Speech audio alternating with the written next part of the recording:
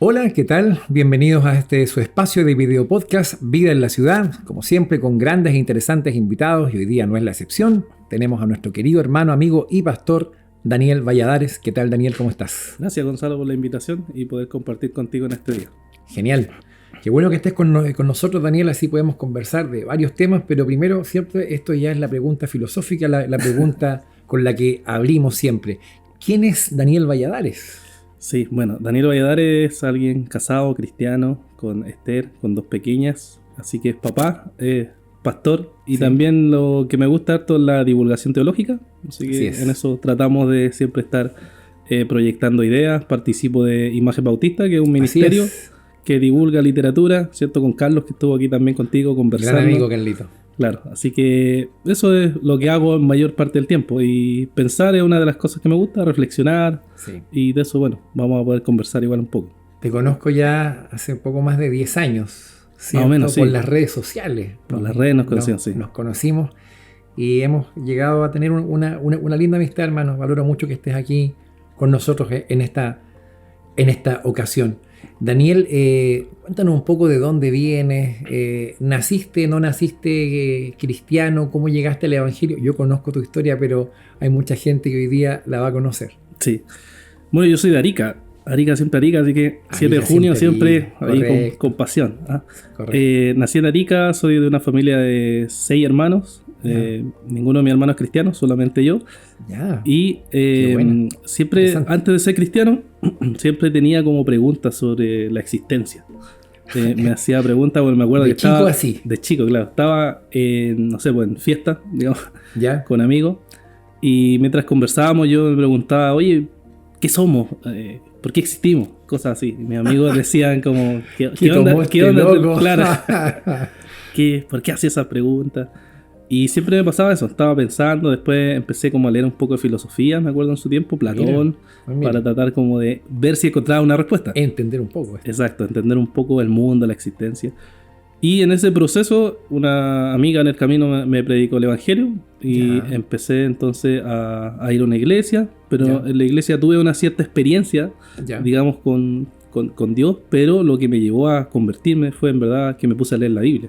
Oye, Daniel, pero llegaste al Evangelio no así directamente, pasaste por etapas. Una de ellas fue, por lo que me has contado, estuviste en el movimiento punk y medio anarco. Exacto, claro. Sí, lo que pasó es que desde niño, como tenía este tema de preguntas, empecé a buscar respuestas, y uno de los movimientos en que entré fue el movimiento punk, en donde traté de explicar el mundo a través de leer su literatura, participar en el movimiento. Medio anarco, ¿cierto? Medio anarco, claro. Bueno, tengo un tatuaje por ahí, anarco, ¿cierto? Estuve en su tiempo en ese movimiento, y al estar ahí y no encontrar respuestas, me salí. Me decepcioné un poco del movimiento. Y de ahí entonces empecé la búsqueda, seguí la búsqueda, y apareció esta hermana que me compartió el Evangelio. Fue a una iglesia, y en la iglesia, bueno, tuve cierta experiencia ahí, pero tampoco me cautivaba totalmente. Lo encontraba, incluso ese tiempo era ateo. Entonces yo decía, esta es como una psicosis colectiva.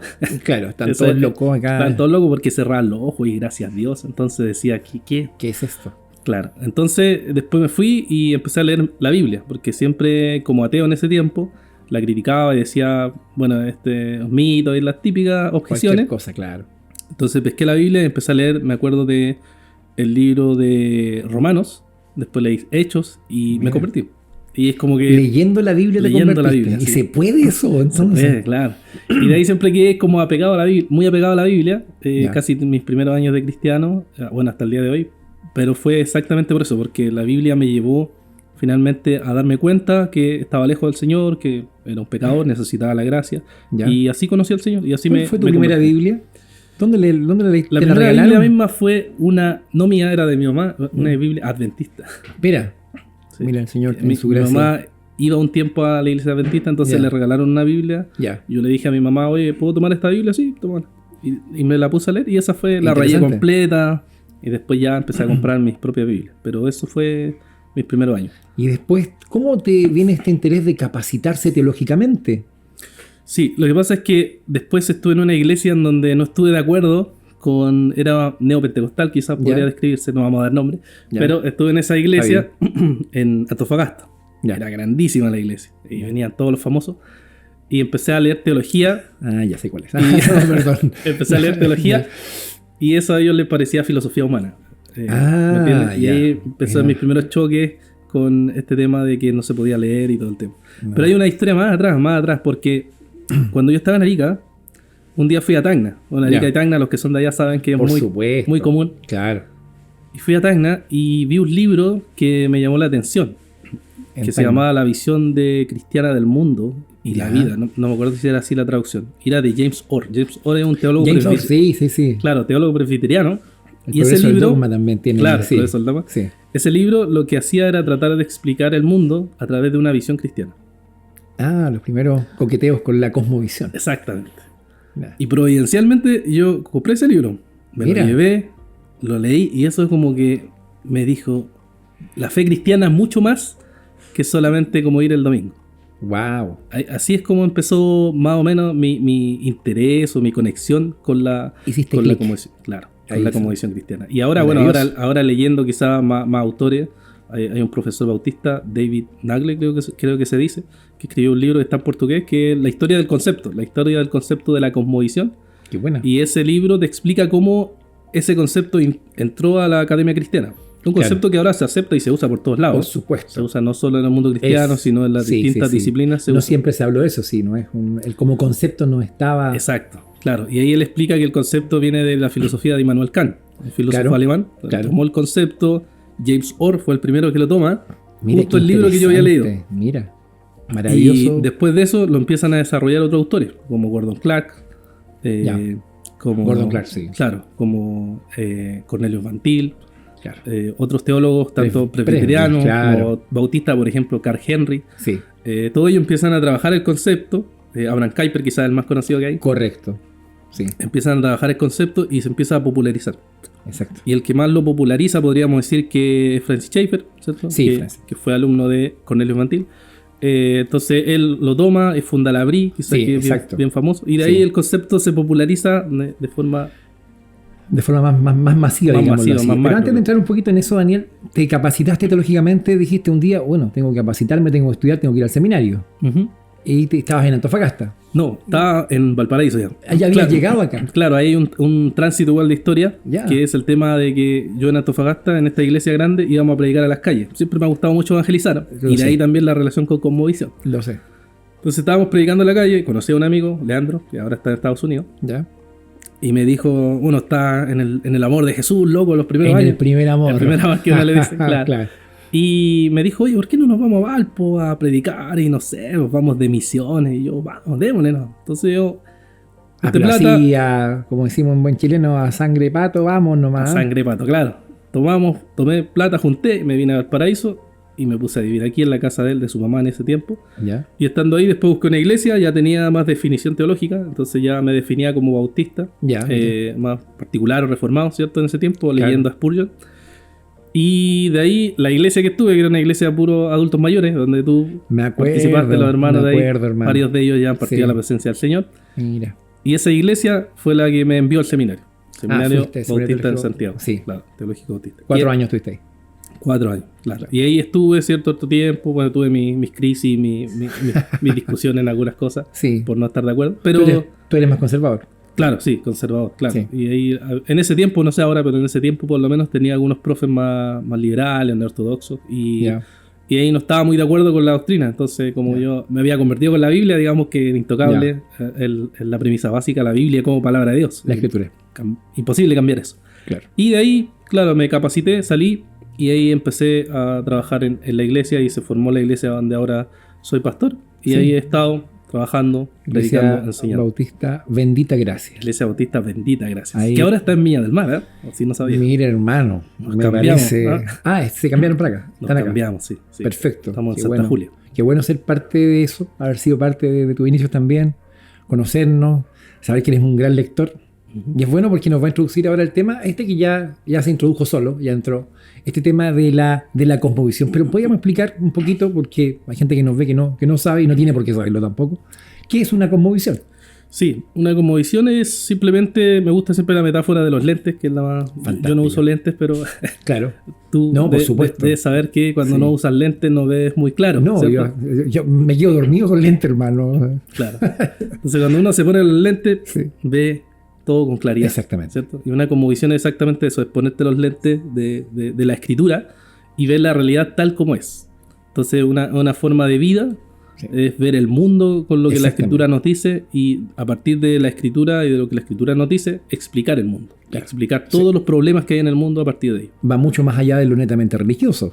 Mucho más allá, sí. Involucra toda la cultura, todo. Exacto. Ahí podemos sumar economía, artes, política, filosofía, todo. Todo lo que es la vida está en una cosmovisión cristiana. Se nos rompe un poquito el paradigma clásico evangélico, digamos, de que nosotros estamos aparte de estas cosas, como que nos salimos y creamos una especie de gueto, ¿cierto? Donde nos apartamos de todo. La cosmovisión es básicamente salir de ahí también y explicar todo a través, digamos, la cosmovisión cristiana a través de los lentes de la escritura. Exacto, sí, exacto. Uno se sale de eso. Incluso a mí me pasó que como no vengo de una familia cristiana, yo no fui a la escuela dominical, yo no participé. No tuve hasta los 20 años. Mira. Entonces, para mí era muy fácil entender que la fe cristiana era todo.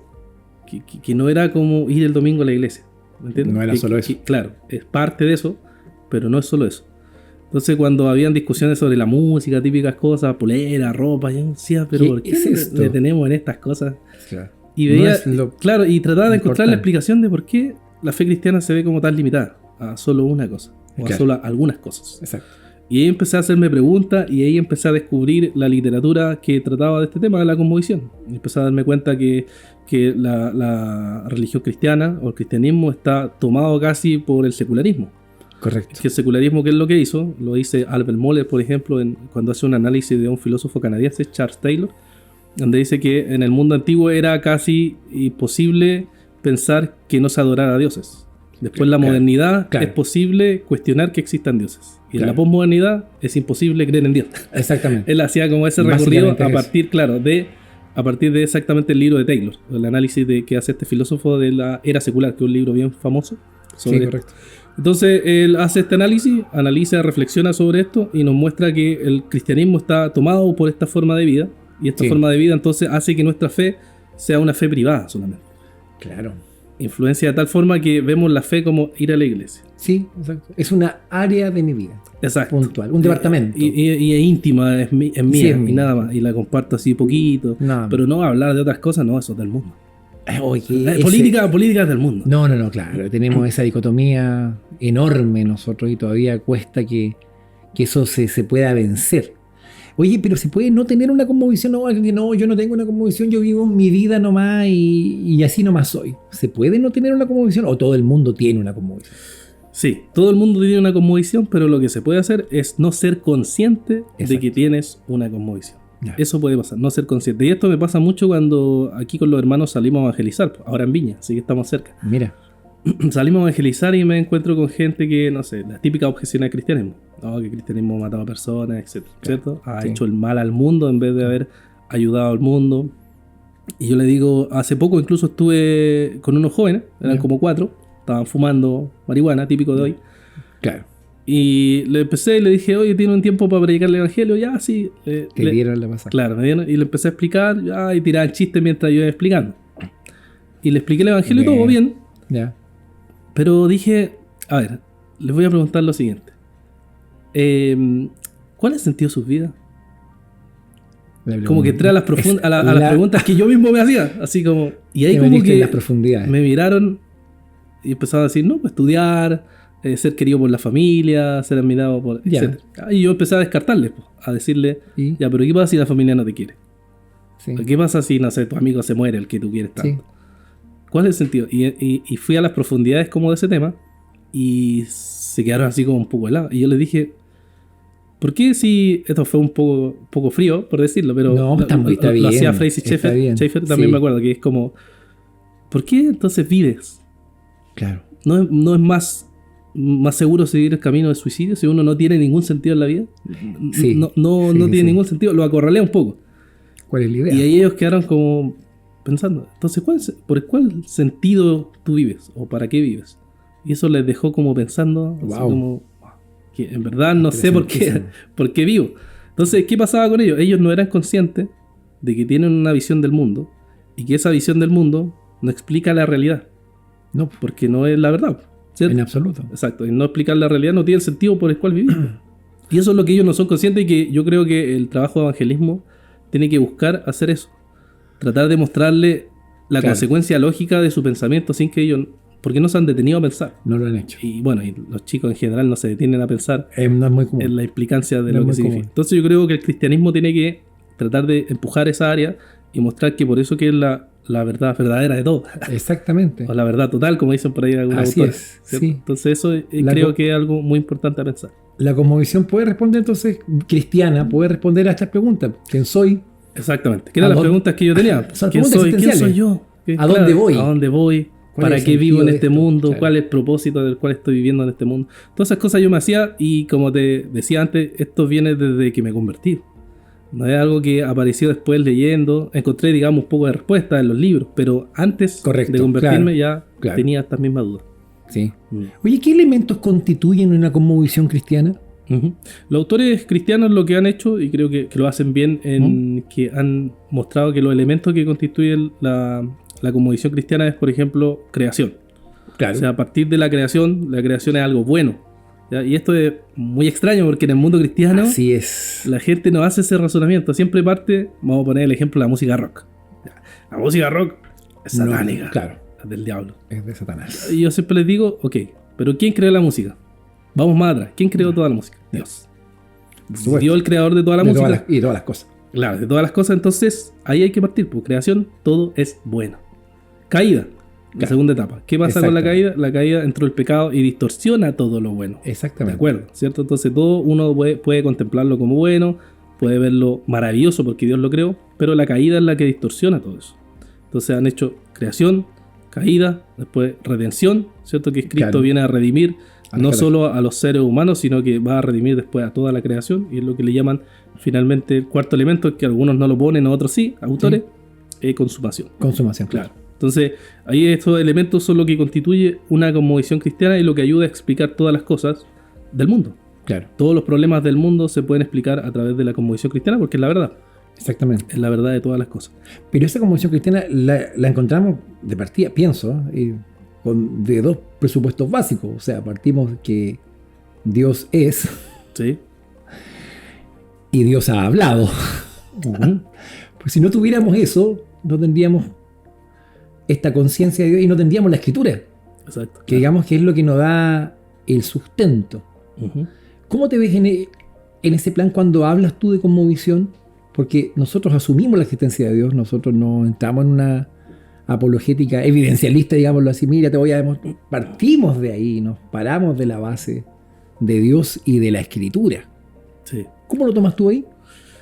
Sí, yo lo tomo. Una vez tuve una conversación con un amigo que va a la iglesia, que no es cristiano, pero va a la iglesia, es abogado. Mira, no es cristiano y va a la iglesia. Claro, que su esposa es cristiana. Y me preguntaba a veces, me decía, ¿tú crees en Dios por qué? Me hacía esa pregunta. Claro. Y entrábamos a las preguntas profundas de que ya, voy a suponer que no creo en la Biblia y que no es la palabra de Dios. ¿Vas a suponer que no claro, es perfecto? Si supongo eso, ¿qué explica todas las cosas del mundo? ¿Qué explica toda la realidad? ¿Qué explica el nacer? ¿Qué explica la belleza? ¿Qué explica la bondad? ¿Qué explica lo bueno? ¿Cuál es el parámetro? Claro, yo generalmente parto esas discusiones como por ahí me voy, tratando de hacerles pensar y decir que si no hay una revelación, Dios no ha hablado, nada tiene sentido. Y yo le decía, yo no puedo abandonar la base de que la Biblia es la palabra de Dios, porque no es solo una cuestión de que me da el fundamento para ser cristiano e ir a la iglesia, sino que es el fundamento de todo. Correcto. De todo. Y ahí donde siempre pienso igual en el tema de que los cristianos, al no tener mucha cosmovisión, porque la cosmovisión es tan rica que agarra todos los temas. Yo, por ejemplo, tenía amigos que me decían, la filosofía es del diablo, cuando empecé mi vida cristiana. Claro. La filosofía es contra Dios. ¿Por qué? Claro. Porque estaban influenciados con la visión de la filosofía de Nietzsche. Correcto. Más o menos esas corrientes. Sí. Pero cuando uno estudia, y ahora que hemos estado en Imagen Bautista estudiando el tema de la patrística, exactamente, tú te metes, entre más atrás te vas dando cuenta que, aunque sin usar el concepto, los padres de la iglesia usaban exactamente una cosmovisión. Exactamente. De tal manera que decían que el cristianismo es la verdadera filosofía. Algunos autores decían eso. Claro. ¿Por qué? Porque ellos decían todo lo que Dios creó es bueno. E incluso oponían al gnosticismo, que era una filosofía dualista. Correcto. Que decía que lo físico es malo y lo no físico es bueno. Claro. Entonces era todo un combate con esa filosofía, con esa cosmovisión de esa época, combatiendo desde el cristianismo y mostrándole que no es así. Entonces cuando los cristianos se quedan con la idea de que la filosofía es algo malo por una mala interpretación de Colosenses, de la filosofía hueca y todo eso. Claro, cuando no se entiende el contexto ni nada de eso, entonces piensan que es algo malo, lo rechazan, entonces después no usan estas herramientas filosóficas para cuando tú conversas con la gente. Y yo siempre le digo a los hermanos, no se trata tampoco de ser un doctor en filosofía, de que yo no lo soy, obviamente, y tengo gente que sí, amigos que sí lo son, ya, eso son gente.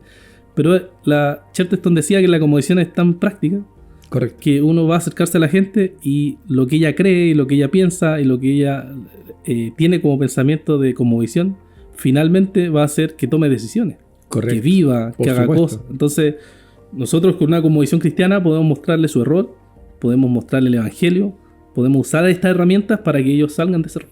Correcto. ¿Por qué es importante entonces que los hermanos, que el cristiano, me carga decir esto, pero el cristiano promedio, el hermano tradicional de la iglesia, conozca su propia cosmovisión? Yo te diría primero que es un desafío para los pastores. Absolutamente.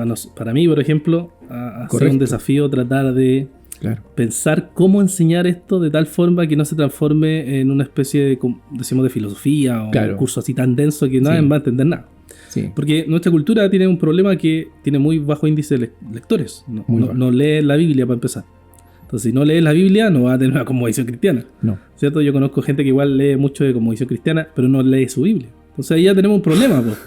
Porque si no lees tu Biblia, si no te lees tu Biblia, no vas a tener una base para tener una cosmovisión cristiana. No tiene sentido. Entonces hay que tratar de primero siempre inculcar a la iglesia la idea de leer la Escritura. Todo el tiempo que se pueda, lo mejor que se pueda, porque eso va a formar tu cosmovisión cristiana. Y después de eso, enseñarles por qué es importante ser consciente de esta cosmovisión cristiana, porque va a ser un elemento muy bueno para evangelizar.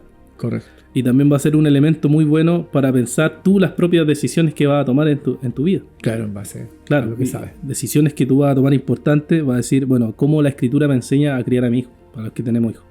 Sí. Porque hay muchas presiones del mundo, ideas seculares, ¿cierto? Que están ahí, ¿cierto? Filosofías detrás que no nos damos cuenta y hay que analizarlas a partir de la Escritura. Entonces, teniendo una cosmovisión cristiana, tú vas a poder evaluar eso. Oye, vas a poder tener claridad. Si no, ¿y cómo, poniéndose la mano en el corazón, cómo ves la realidad de la iglesia en esta área? ¿Estamos bien? ¿Estamos mal, más o menos? ¿En pañales? ¿En proceso? ¿Se ha avanzado en esto? Mi percepción, solamente te puedo decir, correcto, tu percepción, me interesa. No poco. Encuentro que poco se ha avanzado. Ahora, la paradoja un poco, creo que es como que hay gente capacitada. Yo veo gente capacitada. Quizás, no sé si pastores, pero hay gente capacitada dentro de la iglesia, que tiene cosmovisión, que tiene bastante conocimiento o incluso educación, pero como que no usa esa herramienta. Eso es lo que me parece extraño. Bueno, y por eso nació un poco Imagen también, que es como divulgar que hay gente... ¿Qué es lo que hacen en Imagen Bautista? ¿Qué es lo que están haciendo en este momento? En este momento Imagen Bautista está tratando de ir a la patrística. La patrística, para los hermanos que no saben, es el estudio de los padres de la iglesia, que son los que vienen después de los apóstoles, ¿cierto? Al siglo IV más o menos. Claro, segundo, tercero, cuarto, por ahí, ¿cierto? Ellos desarrollan este pensamiento cristiano y lo que estamos tratando es rescatar eso y mostrar cómo este impacto de los padres de la iglesia ayudó a la iglesia a pensar problemas. Exactamente. Ayudó a la iglesia a enfrentar desafíos. Ayudó a la iglesia, porque siempre pensamos, los reformados, ¿cierto? Enfocamos siglo XVI, la reforma. Ahí llegó... Y ahí pareciera que no hay iglesia. Claro, no hay iglesia. Entonces, ¿qué ha pasado? Por ejemplo, ha pasado que gente que se pone a estudiar los padres de la iglesia se ha vuelto católico romano. Y eso ha salido famoso en las redes sociales. Así es. También. Sí. ¿Por qué? Y la crítica, que es válida yo encuentro, del mundo católico romano, es que no se ha estudiado en el mundo protestante mucho este tema. Entonces, en Imagen Bautista estamos tratando de llevar o visibilizar ese tema para que pueda la gente profundizar, estudiar, y así tenga una cosmovisión más adecuada de lo que significa ser cristiano y enfrentar los desafíos que tenemos en la actualidad. Entonces eso es lo que Imagen Bautista hace. Siempre hemos divulgado todo tipo de literatura, incluso mostrado como la última estudios que hay de estudiosos que hacen esta combinación entre cristianismo y filosofía, también muestran la importancia que ellos tienen. ¿Deseas capacitarte para servir al Señor en tu iglesia local? ¿No has podido hacerlo por tiempo o por dinero? El Instituto Bíblico Visión, IBB, de la Iglesia Asamblea de Dios Autónoma de Viña del Mar es la gran alternativa para ti. Clases online durante los días sábados por la mañana. Si no puedes acceder a las clases, hay una plataforma donde quedan todas las clases grabadas en un programa de 3 años, 5 semestres, donde vas a aprender teología sistemática, hermenéutica, homilética, historia de la iglesia y griego bíblico. Contamos con profesores capacitados que pueden hacer de tu experiencia en el Instituto Bíblico una gran instancia de preparación para servir al Señor. Contáctanos al correo contacto@institutobiblicovision.cl. Te esperamos. Excelente. Y entonces, retomando el punto de cosmovisión, podemos explicar todas las áreas de la vida del ser humano a través de la cosmovisión cristiana. Así es. Tomemos una que está contingente hoy día en Chile: política. Política, sí. Los cristianos somos apolíticos, hermano. Nosotros estamos aparte y le entregamos en bandeja todo esto a gente que a veces ni siquiera lo hace bien. ¿Cómo podríamos tener una visión, una acción desde la cosmovisión cristiana acerca de la política? Sí, lo primero es pensar que el cristianismo es político en el sentido no partidista, no que somos de uno o de otro lado. Es político en el sentido que tiene esta participación. Es un movimiento participativo que revoluciona, digamos, la ciudad. Lo hizo en el primer siglo con la predicación de que Cristo es Señor y no el César. Eso ya era una declaración política en sí misma. Exacto. Y incluso, muy fuerte, la verdad. Es algo que no pensamos, por ejemplo, conceptos como soberano. Súper político, ¿cierto? Completamente. Dios es soberano, es el creador de todas las cosas, el dueño de todas las cosas. Entonces, esos conceptos que a veces no los tenemos internalizados como conceptos políticos. Esa es la verdad. Entonces, tenemos que pensar cómo hacer política, porque igual pasa aquí, y pasó con el tema de las votaciones, pasa cada cierto tiempo con los candidatos. Si uno dice... Ahora en Chile este año tenemos... Exacto. Si uno dice, hay que preocuparse de la familia. Facho. Claro, completamente. ¿Cierto? No, es de derecha. Claro, sí. Si decimos hay que preocuparse de los pobres, la gente necesita... Comunista de izquierda. Come gato. Claro. ¿Cierto? ¿Por qué tenemos ese dualismo que igual se nos impuso a nosotros y que es parte de la cultura? Se nos llevó a pensar así. Y más encima, agregado a la idea que no somos políticos o somos apolíticos, fue terrible. No sé qué diantre somos, entonces no sé. Exacto, claro. Entonces pensamos que no hay una visión cristiana política y sí hay, solo que hay que estudiar la escritura, obviamente, y tratar de dilucidar y entender qué es lo que la escritura nos dice sobre este tema. Y ya uno igual lo puede entrar a complejizar un poquito, porque con cosmovisión también uno se encuentra con movimientos políticos teológicos. Me refiero a, por ejemplo, la teología de los dos reinos, que viene de la teología luterana, o el neocalvinismo, ¿cierto?, que viene más de la onda holandés. Sí, que la soberanía de la esfera. Exacto, soberanía de la esfera y todo eso. Claro. Igual ahí es donde uno tiene que pensar. Por eso les decía al principio que cosmovisión no es simplemente copiar y pegar. No, hay que pensar, no es simplemente vamos a fundar la BRI como Francis Schaeffer y listo y solucionamos el problema. Claro. No, sino que tenemos que pensar en nuestro contexto y saber cómo esta idea de cosmovisión aplicarla a nuestra cultura chilena, analizarla y saber entonces cómo tener una participación activa política como cristiano. Y de ahí los pastores tendrán que dar las orientaciones, ¿cierto? Y la gente tendrá que votar en libre conciencia, sometido siempre a la palabra del Señor. Claro. Entonces esas son algunas directrices que uno puede tener y saber cómo ir y cómo encaminarse en el tema de política. ¿Pero tú crees que ahí los cristianos transamos un poco el tema Porque, no, porque yo vivo como cristiano, pero voto... Hay gente que vive como cristiano y vota como un ateo, prácticamente. ¿Cómo ves esa aparente o directamente esa contradicción? Sí, es que ahí falta trabajo como visión, porque claro, pensamos que lo que yo voto en secreto... Es aparte, claro, tenemos esa idea de que lo que yo voto puedo votar como ateo, puedo votar como progre, puedo votar como facho, puedo ser cristiano pero votar de cualquier manera, sin pensar que la cosmovisión cristiana me involucra en eso. Claro. O sea, estoy votando algo que tiene que ser coherente con la escritura. Absolutamente. Porque si no es coherente con la escritura, ahora si va a haber una persona, un candidato perfecto para el cual yo pueda votar, eso sí ya es casi imposible, diría yo. Pero sí tenemos que tratar de ajustarnos lo más que podamos a la escritura para poder votar, para poder tener acción política. Se me quedaron varias preguntas en el tintero. Daniel, la hora nos pilla, nos sorprende. Quiero hacerte un obsequio, ¿cierto?, de parte de nuestros amigos de CLC. Grande clásico amigo. Libro. Sí, ahí está nuestro amigo Carlos. El Camino del Calvario, un clásico de Roy Hession, ¿cierto? Te lo quiero regalar. para ti, Danielito. Muchas gracias, hermano. Ahí está. Muy agradecido. Nada, gracias por haber compartido con nosotros. Interesante, se nos quedaron varias cosas en el tintero, pero qué bueno ha sido tener esta pincelada, digámoslo así, sobre este gran tema que es la cosmovisión. Muchas gracias, Daniel, por estar con nosotros. Gracias a ti, Gonzalo, por la invitación. Queridos amigos, esto es Vida en la Ciudad, su espacio de video podcast, y nos vemos en la siguiente oportunidad. Chao.